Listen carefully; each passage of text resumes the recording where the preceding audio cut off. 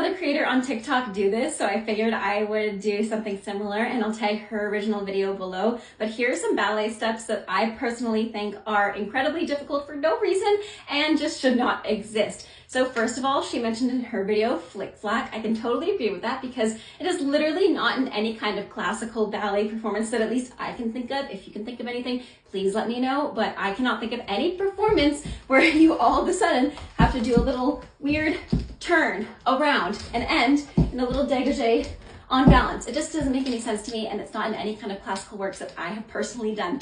The next step that I think is incredibly silly, and I know this is controversial because it is in classical performances, are hops on pointe.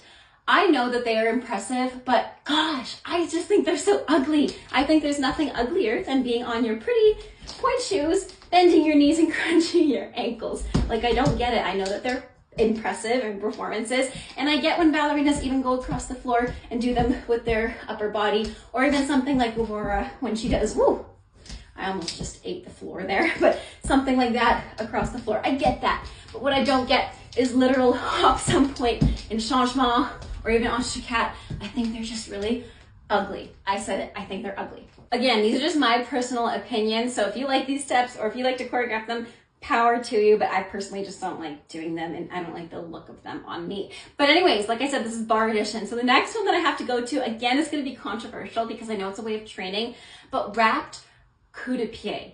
I have a love-hate relationship because I love the side view and the side angle of it. I think it's gorgeous, but what I don't love is when you turn to the front, and it depends on people's foot shape. I don't care what you say. It depends on your ankle, it depends on your turnout, it depends on a lot of things. Like, yes, we should be training our pointed winged foot to still stretch the ankle so we don't get, you know, one of these claws, but for some, I just don't think it's possible for some to completely wrap your heel around the front, and then when you extend, it's still in a nice position. So I just think we should get rid of them because they don't work on everybody.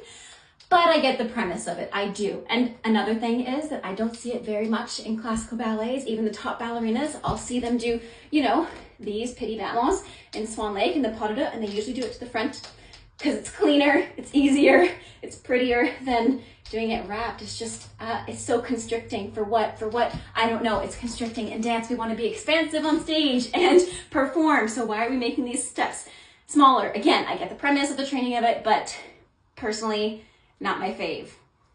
So comment what your least favorite dance steps are.